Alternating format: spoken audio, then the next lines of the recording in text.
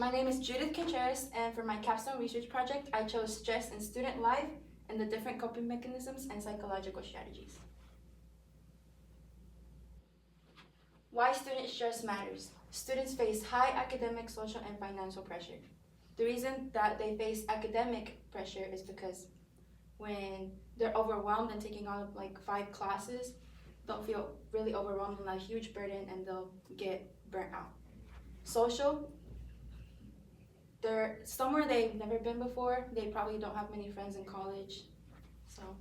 And financial pressure, a ton of students rely on FAFSA to get money and stuff, but most of them do not get much money from FAFSA, and they don't live in a good house with good income, so they're worried about how much money am I gonna have to pay for college and how much money I'm gonna have to save up for my tuition. Stress affects focus, motivation, and mental health. Focus can be affected by taking a test, a big exam. You're stressed, you can't focus, you can't study. Motivation, if you're stressed and you can't focus, you get bad grades, and when you get bad grades, you don't have good motivation. Mental health, by those bad grades and all of that overwhelmed feeling, your mental health just shoots down. You can't focus, you don't feel like doing anything.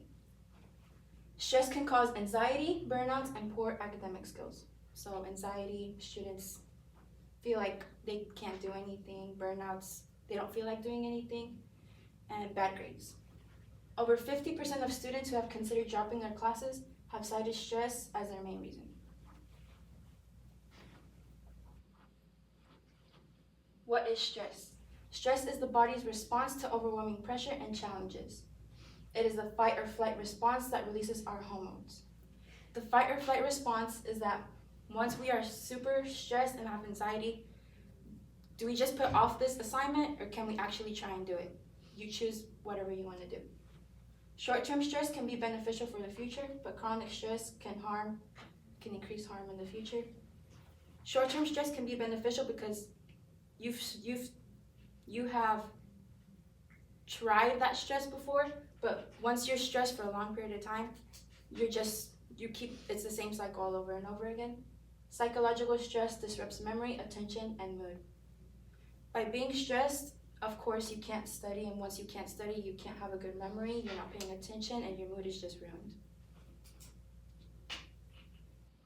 Our fight or flight response. Our lungs, you're stressed, you're scared for an exam, you're breathing really fast, your muscles tense up, you have an ear, you start hearing things, the voices inside your head. Your brain sends an alert signal to your whole body, which is your fight or flight response. Healthy coping strategies for students. A good way to cope with your stress is like going for a walk, which is daily exercise, which lowers cortisol levels, which our levels need to be at a certain level in between. It can't be too high, it can't be too low, or else we won't feel like doing anything. You need a balanced diet, which is not too important, but it will help. Time management.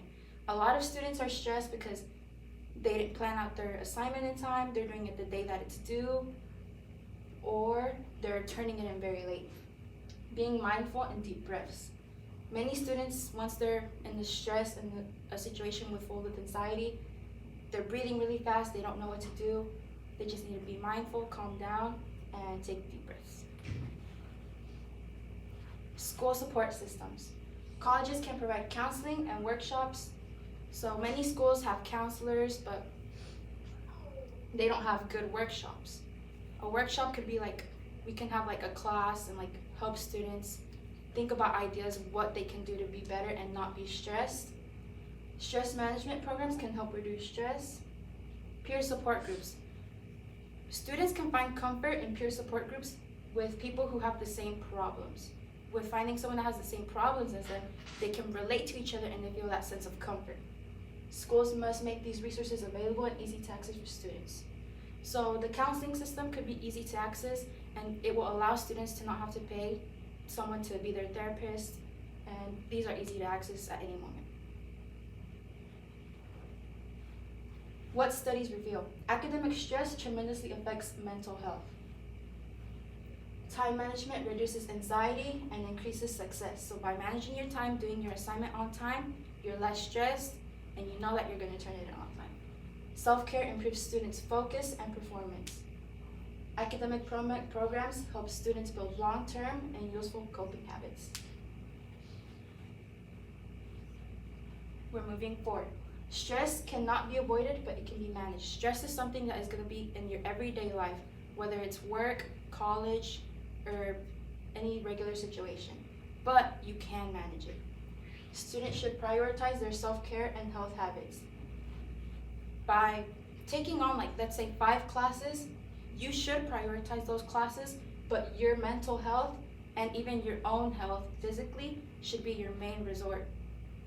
Colleges must expand their stress reduction resources. Most colleges just have counseling and they don't have much opportunities that can help students explore their resources on how to manage their stress. Balanced mental health equals academic success. So without anxiety, not overthinking, not being overwhelmed, you will succeed academically. Now let's think about this.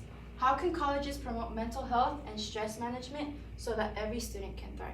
I want to leave you with this question and I want you to think about this. And these are my resources that I used from the Kilgore College Library, the JSTOR system.